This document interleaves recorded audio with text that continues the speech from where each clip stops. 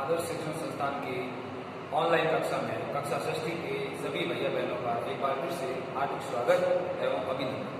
प्यारे भैया बहनों, आज हम सामाजिक एवं राजनीतिक विज्ञान पाठ्य पुस्तक के पाठ द्वितीय विविधता एवं भेदभाव के बारे में अध्ययन करेंगे और इस अध्याय में हम जानने का प्रयास करेंगे कि विविधता हमारे जीवन में किस प्रकार प्रभाव डालती है और विविधता से कौन कौन सी चीज़ें नई उत्पन्न होती है जो हमारे जीवन में हमें सहज व असहज महसूस कराती है।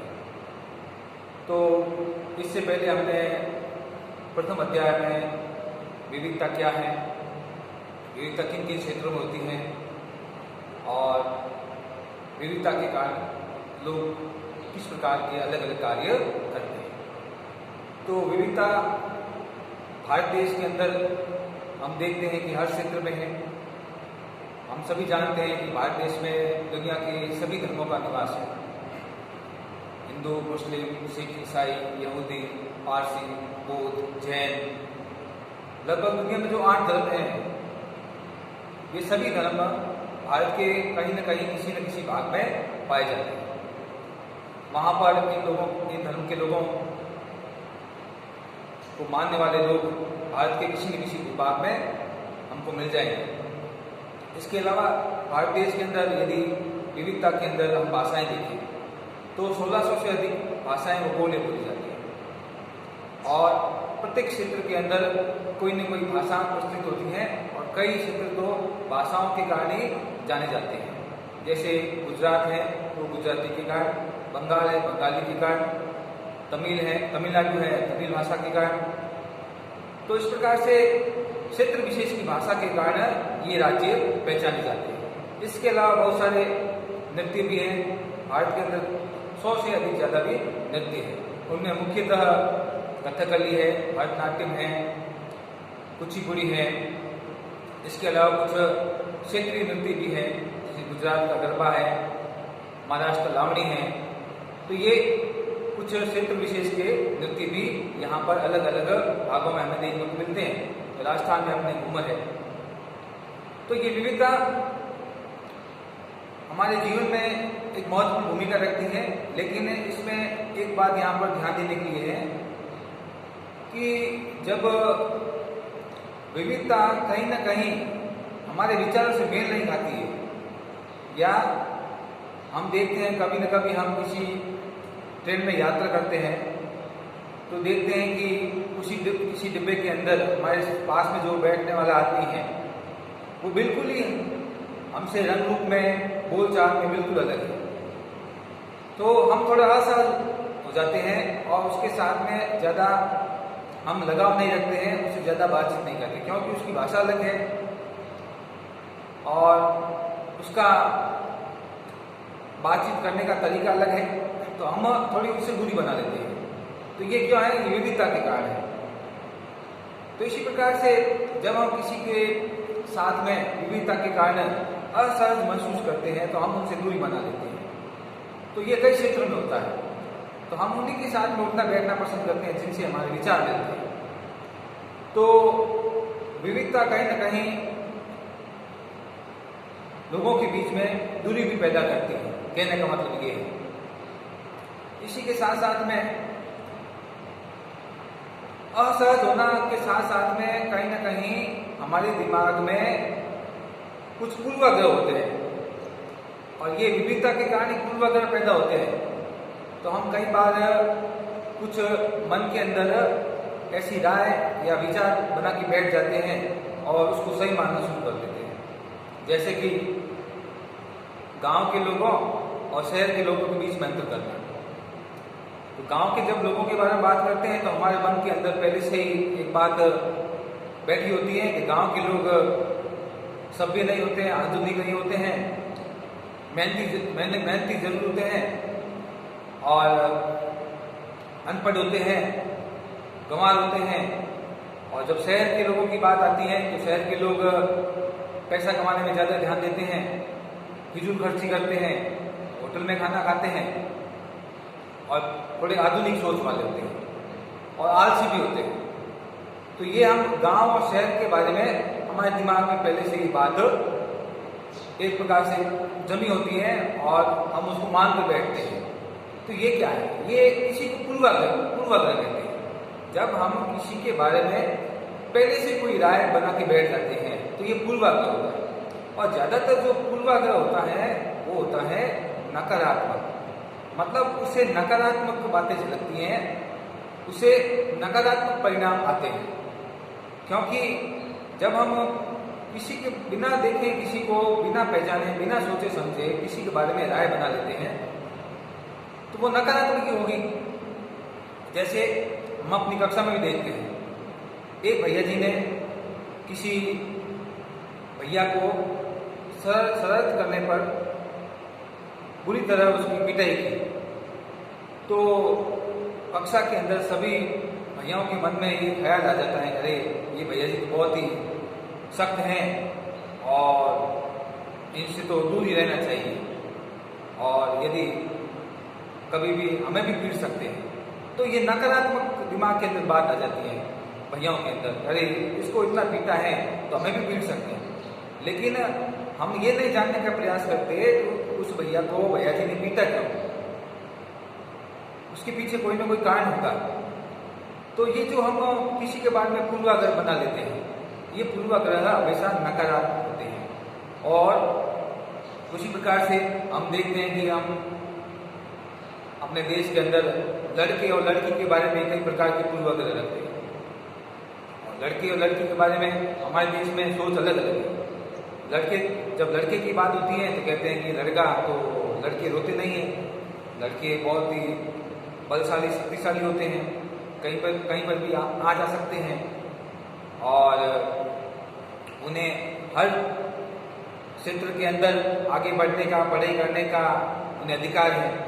और जब लड़की की बात आती है तो दिमाग में ये ख्याल आता है, लड़की है वो ज़्यादा पढ़ेगी नहीं, उसको ज़्यादा पढ़ाना नहीं है, उसको तो घर का काम करना है, घर का चूल्हा चौका संभालना है, और वो लड़कों के साथ में खेल नहीं सकती। और तो इस प्रकार की बातें हम लड़कियों के बारे में सोच रखते हैं। तो ये एक प्रकार का पूर्वाग्रह है। लेकिन वास्तव में यदि देखें तो लड़कियां पढ़ाई के मामले में लड़कों से ज़्यादा बेहतर होती हैं, और कई मामलों में तो देखते हैं कि आजकल के आप जितने भी एग्जाम या प्रतियोगिता परीक्षाएं होती हैं वहाँ पर देखो कि ज़्यादा से ज़्यादा लड़कियां सबसे ज़्यादा अच्छे नंबर लाती हैं, क्योंकि दिमाग उनका ज़्यादा मजबूत होता है। लेकिन हमारे मन के अंदर पूर्वाग्रह ये होता है कि लड़के ही पढ़ सकते हैं। तो ये पूर्वाग्रह की धारणा लड़कियों के विकास में एक प्रकार से बाधक बनती है और हमारे समाज को भी विकसित होने से रोकती है, क्योंकि कई बच्चियां जो टैलेंट वाली होती हैं, जिनके अंदर काबिलियत होती हैं, जिनके अंदर क्षमता होती है, वो इस पूर्वाग्रह के कारण आगे नहीं बढ़ पाती। तो पूर्वाग्रह समाज को पीछे ले जाता है, और पूर्वाग्रह हमेशा नकारात्मक ही होता है, क्योंकि पूर्वाग्रह बिना सोचे समझे उस बात पर यकीन कर लेता है जो वास्तव में होती नहीं है। तो पूर्वाग्रह के कारण ही कई बार हम किसी खास समुदाय तबके के बारे में कोई ना कोई राय बना लेते हैं।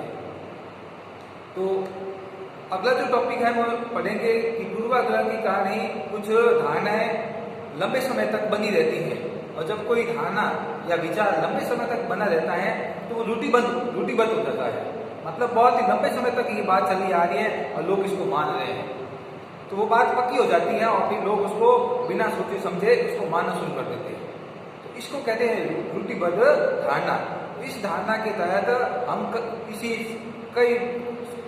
सभी लोगों को किसी एक ही छवि में बांध लेते हैं, उसके बारे में पक्की धारणा बना लेते हैं कि ये लोग ऐसे ही हैं।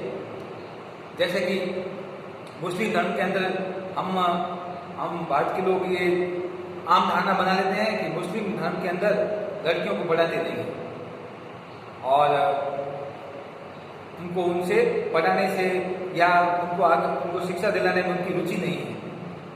तो इसके पीछे कारण क्या है हम उसको जानने का प्रयास नहीं करते। इसके पीछे मुख्य जो कारण होता है गरीबी जो होती है, जिसके कारण ज़्यादातर मुस्लिम धर्म के लोग अपने बच्चियों को पढ़ाते नहीं हैं। लेकिन इसके यदि देखें कि जहाँ पर सरकार ने मुस्लिम बच्चियों के लिए कई सुविधाएं उपलब्ध करवाई है, वहाँ पर अच्छी खासी संख्या में मुस्लिम बच्चियों ने पढ़ाई की है, शिक्षा प्राप्त की है। केरल का उदाहरण लीजिए, केरल की सरकार ने जहाँ पर मुस्लिम आबादी ज़्यादा है उन इलाकों के अंदर स्कूल खोले हैं, उन इलाकों के अंदर बसों की सुविधा की है और वो सारी सुविधाएं उन मुस्लिम बच्चियों के लिए की हैं जिससे विद्यालय से जुड़ सके। तो वहाँ पर केरल के अंदर अच्छी खासी संख्या के अंदर मुस्लिम लड़कियाँ पढ़ाई कर रही है, वहाँ पर शिक्षा प्राप्त कर रही है। तो ये जो रूढ़िबद्ध धारणा है किसी समाज के प्रति, ये हमेशा नकारात्मक भाव पैदा करती है और उसके बारे में हमारे सामने गलत तथ्य प्रस्तुत करती है। तो रूढ़िबद्ध धारणा कभी भी नहीं रखनी चाहिए। पहले उनकी स्थिति को समझना चाहिए कि किस स्थिति के कारण वो बढ़ा नहीं पा रहे हैं। तो रूढ़िबद्ध धारणा और भी बहुत सारी होती है, जैसे हम मान लेते हैं कि जैसे घर से निकले, बिल्ली ने रास्ता काट लिया, बिल्ली ने रास्ता काटा तो हम घर के अंदर वापस आ जाते हैं कि आप तो शगुन है, वो अशुभ हो गए, अब जो भी काम हम करने जाएंगे वो काम बनेगा नहीं। तो ये भी क्या है, एक प्रकार की रूढ़िबद्ध धारणा है। और इस प्रकार की धारणाएं क्या है, समाज को थोड़े बहुत अंधविश्वास की ओर ले जाती है, क्योंकि आज आधुनिक समाज है वो शिक्षित है। यदि हम शिक्षित होते हुए भी, पढ़े लिखे होने के बावजूद भी इस प्रकार की धारणाओं पर विश्वास करते हैं तो हमारे पढ़े लिखे होने का क्या मतलब है। तो हमें इस प्रकार की बातों को अनदेखा करना चाहिए, क्योंकि बिल्ली के काटने से कोई दुनिया रुकती नहीं है, ठीक है ना। या दुनिया तो ऐसे ही चलती रहेगी, 24 घंटे लोग काम करते हैं, कोई ना तो कोई वार देखते हैं, ना कोई समय देखते हैं, ना कोई मुल्क देखते हैं। तो इस प्रकार जो अंधविश्वास है वो रूढ़िबद्ध धारणाओं से जुड़ा होता है। तो ये पूर्वाग्रह और रूढ़िबद्ध धारणा दोनों एक दूसरे से जुड़े हुए हैं और इसके कारण समाज में कहीं ना कहीं आप देखो भेदभाव भी पैदा होता है। ये रूढ़िबद्ध धारणाएं समाज में भेदभाव को भी बढ़ावा देती है। तो ये लड़के लड़की में जो अंतर है ये क्या है, ये पूर्वाग्रह रूढ़िबद्ध धारणा ही है। इसी के कारण तो इतना लड़कियों के साथ में भेदभाव होता है। और अगला जो बिंदु है विकलांग। विकलांग मतलब ऐसे लोग जिनके शरीर के अंदर कोई ना कोई कमी है, जो शारीरिक रूप से अक्षम है या उनका शरीर में कोई अंग काम नहीं करता है, उनको हम कह सकते हैं कि खास जरूरत वाले बच्चे या खास आवश्यकता वाले बच्चे। तो इन बच्चों को पढ़ाई के लिए, शिक्षा के लिए कई खास स्कूल की आवश्यकता होती है, जहाँ पर इनके शरीर के अनुसार, इनकी मानसिकता के अनुसार पढ़े, वहाँ पर उन्हें वो सारी सुविधाएं मिले जिससे इनका विकास हो सके, ये भी पढ़ सके।